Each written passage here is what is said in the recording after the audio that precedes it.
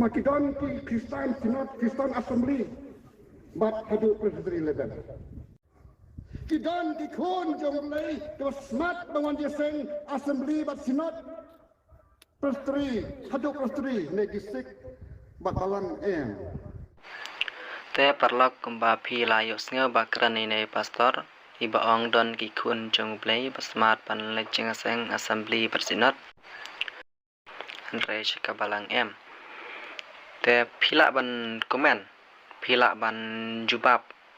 halaka jing sngo thu jong pi halaka jing shem go jong pi jubab ikane ke baong don ki khun jong blei ki basmat pan lejeng seng Assembly bersinot sekretari Andre Shikabalang te kemud ayu kata